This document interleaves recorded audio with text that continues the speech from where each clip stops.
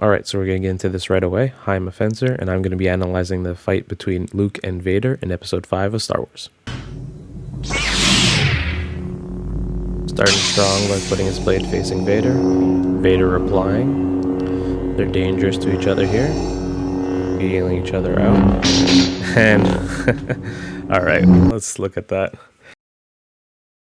Luke takes the longest path to go and attack Vader. He goes all the way, it looks like he has his blade facing here.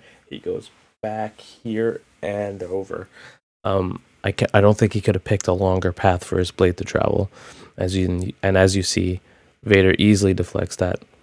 No problem at all, showing how much of an amateur move that is on Luke's behalf. And then he takes a really fancy step that makes it look like he wasn't even trying. Alright, moving on. Attack easily sent back. Luke does the right thing here by keeping his weapon pointed towards Vader, keeping it at bay. But let's look back at that attack that we just saw, that overkill here. So he ran at him and like closed the distance and swung. Right here, if Vader did not go all the way around to block, he could have just walked forward. He could have literally went from here, walked forward, and just killed him, just skewered him. But yeah, no, that was a really amateurish move on Luke's part. But this fight is mainly showing how outclassed he is, so it kind of makes sense. But it's really bad. It's a really bad move on his behalf. Easily blocked. You'd think a two-handed strike would crash through, but no. Now, I don't know if you'd have to push Luke down, but still.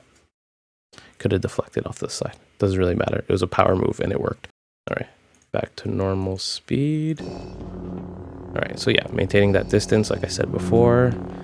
Going in, feeling him out here. This is nice. It's showing that he's trying to think of a way to get into distance and take over. Vader being very stoic, keeping him at bay. Another super wide swing. You saw he whipped that around, ran towards him.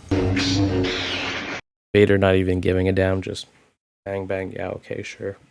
Doesn't really matter. I can see it coming.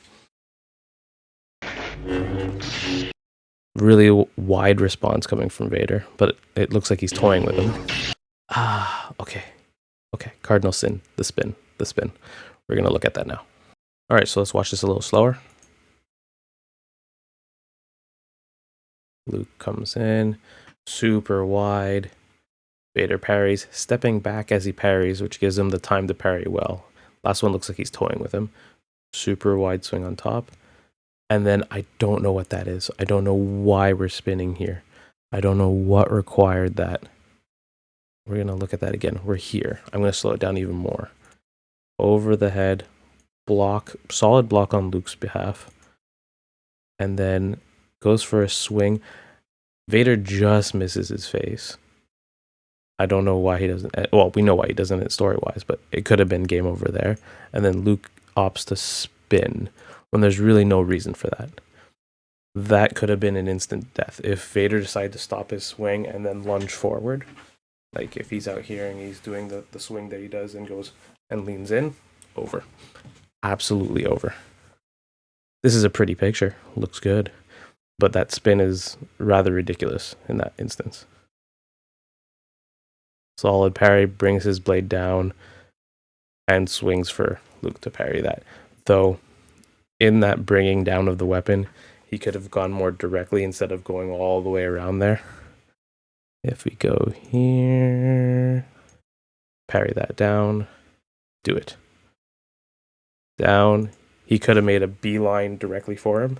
Instead, he opts to go all the way around again and give him the time to block that. It really looks like in this fight that Vader doesn't give a damn and he's just trying to play with him. All right, we're back to normal speed. Oh. That is 10 times faster when I speed it back up. Let's go back. We're here. Bring it down. Swing at him really fast. Good job on Luke's behalf to take that out with a strong movement there. Attack. Swing. And then there's like a classic move Vader's doing now in this second fight that came from the first one where his his attack is like a huge parallel swing like this.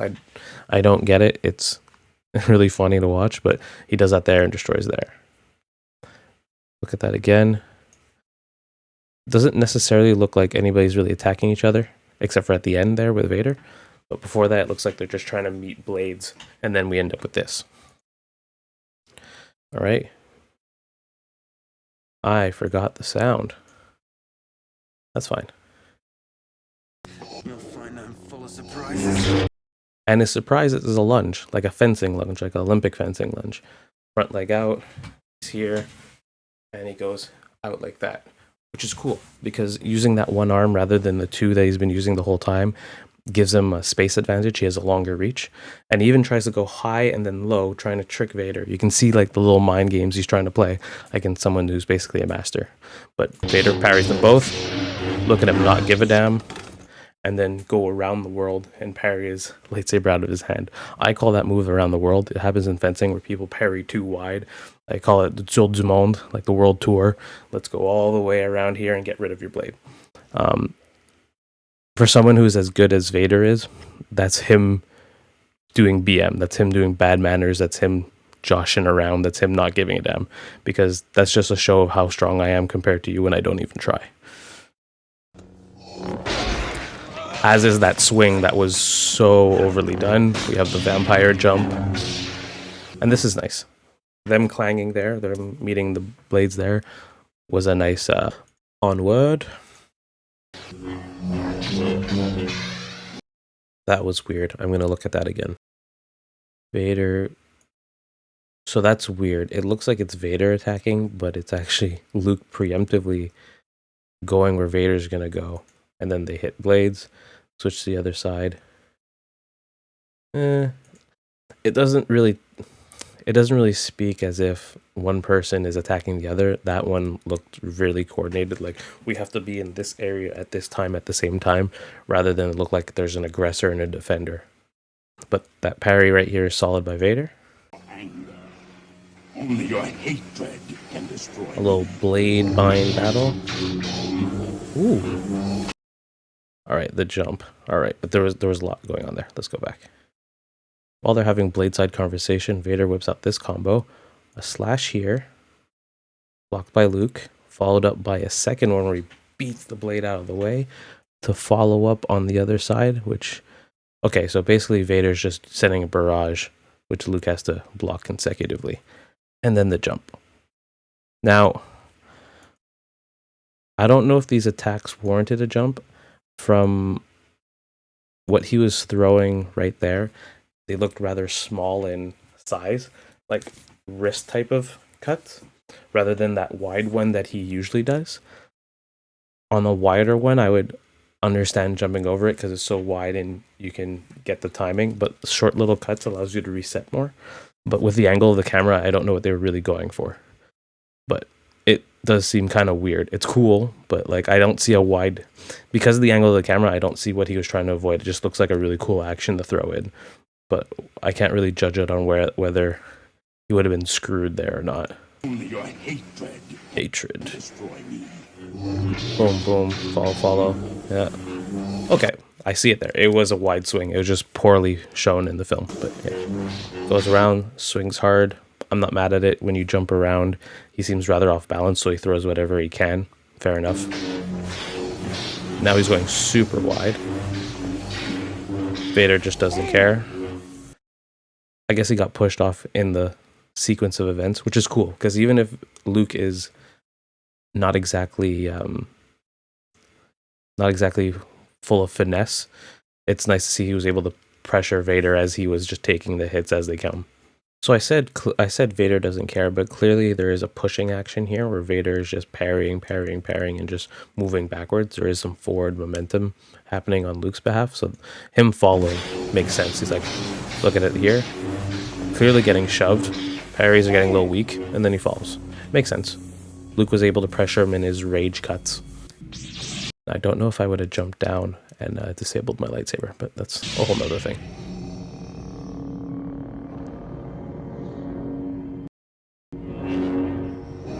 I love this. Yes. Nice dance. See, Now, about the way he's holding it here. The knuckles in line, knuckles inside. That's fine.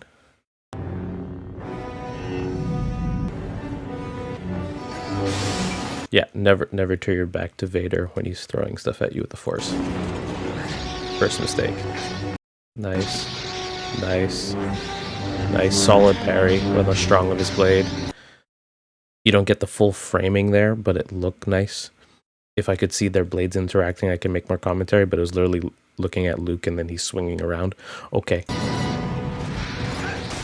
Hits him in the head. Nice. This is just good old fun.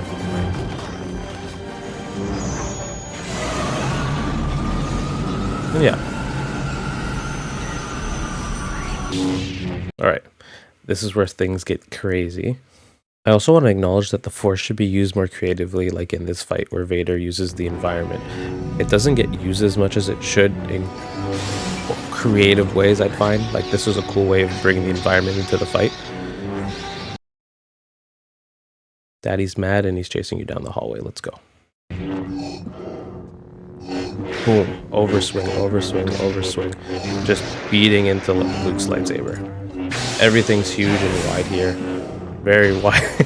It's just insanity. Now, do I recommend this? Never.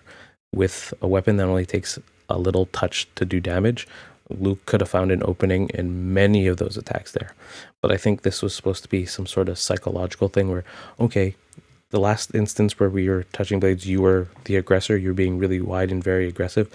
My turn, I'll show you how this works. And Luke being so disorientated from being hit by all those things before shows that when a newbie is facing someone experienced and they go buck wild on them, they freeze. They don't know what to do. That's kind of what was happening here. And it was cool to see, like, story-wise. But technically, would I advise anything from that sequence? No, never. Okay, back to Daddy Daycare. Pushing him. Wide attacks from Vader, but shorter attacks from Luke, except for that one. It's all about control here. Alright, let's relook at that. We're here. First attack from Vader is super wide, met with a close action by Luke. Small action by Luke. Wide here to throw it back. Returned by Vader. Missed for no reason at all. Luke right here does not have his weapon pointed towards Vader. That should be GG with how good Vader is. It should be over, but we continue. Super wide swing coming from Luke, but that's due to circumstance of his blade being basically behind him over here. Met on the strong of Vader's weapon, which leads to a bind and a power struggle. Where Vader wins that part. Sparks. I don't know why nobody's attacking here. I guess the sparks throw them off. And that's kind of muddled. But Vader throws him and we end up here. And this is how you should pin someone down. Blade to their throat. Full speed. That's a solid action from Luke. Beat it to the side and move forward. Now, would I have rolled? I would have beaten, maybe gotten up if I'm here. Blade pointing at me here, I probably would have beaten the blade and gotten up forward to reach into them. Now that there's an opening, you beat the blade to the side, and then there's an opening right in front of you, charge right through. But we couldn't see Vader's stance at that point. We're here, wide, tagged by Luke, and then Vader's doing nothing but wide. And then that beautiful moment happens. So let's watch that slower. We're here, super wide swing coming from Vader, met by Luke. Vader takes another long path of going around, giving time for Luke to dodge out of the way with his body. After dodging with his body, he throws an attack, which is met early on by Vader. Vader hits and swings in the same direction. Luke ducks under like a boxer, and as he's running away, he tags him. This, where he's looking away and running away as he tags him, he should probably be facing him and taking back steps. He shouldn't ever turn his back to his opponent, even if he did get a little touch in there. With that touch, he should probably be reinforcing that touch and following up on it rather than running away. because in that moment where Vader is distraught, you can finish him. All right, Vader recovers, comes back, and says, "Go, your boy." Wide swing sparks. Wide on wide. And then, all right, so starting here, Vader has a perfectly nice bind going on here, a nice parry with the strong of his blade at a further part of Luke's weapon. And Luke is reaching over the banister. And because of that, he is not in a structured position, allowing Vader to do the around the world and off with your hand. Take it around town and chop off the hand. You could have done that in one action. Another person has said that on the video. Shadowversity, shout outs to you. But that was really cool to see, especially when it's full speed. Let's watch that full speed. How do you give a lesson? We should do it with sound. Boom. Tagger it. Around. Boom. Nice. Overall, I think this fight is an amazing one that tells us who the characters are, but also takes their experience level into account. It tells us how inexperienced Luke is and how good Vader is, while also having good and bad moves involved. Good moves when Luke is trying things and trying to figure out how to get to Vader, and bad ones just because either he rages or because he doesn't know what the hell he's doing sometimes. And on Vader's side, he's basically toying with Luke, and that is shown through some of his poor choices, like the wide swings that happen, or during the hallway of lessons from Daddy, he just literally chases him down and mows him down, but doesn't really show any technique. But it's all with a purpose, so it's really interesting to see. I would argue that this is one of the best fights in the trilogies, all three trilogies, in respect to how good the fight is.